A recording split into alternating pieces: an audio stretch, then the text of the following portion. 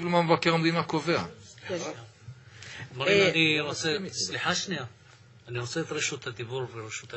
מי אתה, אדוני? יושב ראש השדולה למען רווחת הילד בישראל, ואני מבקש את הרשות.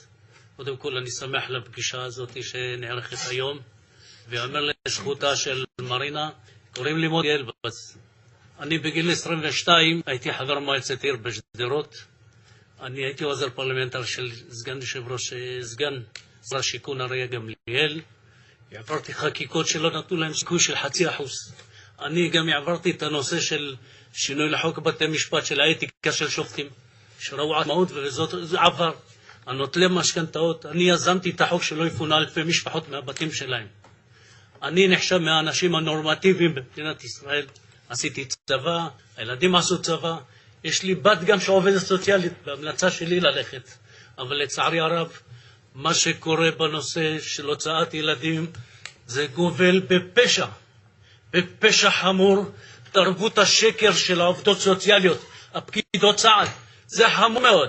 בית המשפט לפני 4 שנים נתן את דעתו, בית המשפט העליון, ואמר מה שהרווחה עושה דבר חמור מאוד. יש פסיקה ברורה על הקלות של הוצאת ילדים מהבתים שלהם. כנס את הרווחה, הפנה את זה לכנסת, לא נעשה כלום, ההפך. בבדיקה נעשה יותר גרוע, הוא כמו עוד הוסטל. מדברים איפה הכסף?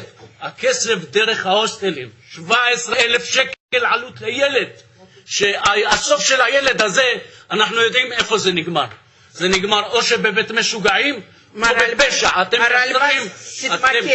אתם מייצרים את הדור העברני של מדינת ישראל. הקלות של הוצאת ילדים מהבית, הקלות שעובדת סוציאלית שמעולם לא הוכשרה מקצועית כפסיכולוגית או פסיכיאטרית, היא נותנת תזכיר, על סמך זה בית המשפט לנוער מוציא את הילדים, נותן צו ומוציא.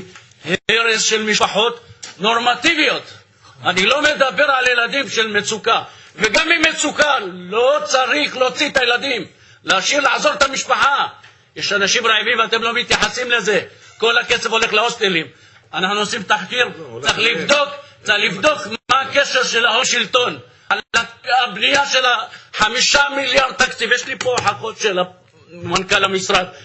זה אחד הדברים החמורים מאוד, וזה צריך להיבחן בביקורת המדינה, שפקיד מדינה כבר לא מתייחס, הוא מכתיב קצב לזה, הוא רוצה לבטל. באיזה סמכויות נתנו לו כוח?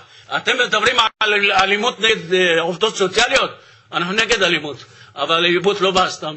האלימות באה רק במקרים של הוצאת ילדים שלא כדין, והאלימות היא נכונה. אז אל תתפלו שזה, הרי לא מופעל נגד עובדות סוציאליות בנושא נכות וזה. תסיים בבקשה. עכשיו מה שכן, ואני שמח מאוד לפעילות שלה, התחלנו כבר בחוק, עבר חוק, שלפני שלהוציא ילד, קודם כל שיהיה את הנושא של זכות ערר להורה, במשהו חיצוני. היום המערכת סגורה, הכל בחסינות החוק, הכל בחיסוק של חסינות. העברנו בעזרת השם, חתמו כבר 15 חברי כנסת לביטול חוק הנוער. אם יש סכנה לילד, לדיני ראיות יש בית משפט, יש ביקורת על בית המשפט, תצטרכו להוכיח. תרבות השקר שולטת אצל העובדות סוציאליות, והגיע הזמן שתתחילו לקבל תביעות. התחלנו במסלול של תביעות, ואסור שעדים כמוך יישארו במערכת הזאת, שלפגוע בילדים זה משהו חמור מאוד. זה גובל בפשע מאורגן של שלטון והון. צריך לבחון מי אלה, ומה שצריך לקרוא פה בקריאה, והתחלנו כבר, יש 1,000 חותמים, אני אגיע ל20,000 חתימות, למנות ועדת ביקורת ממלכתית לחקירה על פשעי הרווחה, על כל מה שקרה, על המיליארדים שבוזבזים, על הנזק של הילדים. אנחנו נבחן את זה ולא יעזור לכם שום דבר. פקידים כמוך אסור שירו במערכת, אתה לא תהיה אותם בכוח. לצערנו אין לנו שר, שר הרווחה לא מטפל, הוא שר תקשורת, הוא ברבע משרה. מדינת ישראל עם מיליוני צרות, אין לנו שר רווחה. אתם מנצלים את הדבר הזה שאין לנו שר, אבל אנחנו נעשה מינוי של שר, שפקידים כמוך אסור להם להתנער במערכת, להראות להם את הדרך החוצה. זה פשע מאורגן. אתם עבריינים שפוגעים בילדים ובהורים. אתם מדבר מה זה נורמטיבי, סיכון, בושה וחרפה. אני בז לאנשים כמוך, אני בז. אז אנשים כמוך אסור להם להישאר. אז עכשיו אני... עכשיו חרפה. מישהו דיבר פה על כבוד רווחה של ועדות הכנסת? באמת, תשמעי את הדברים. אני אומר דברים, דברי אלוהים חיים.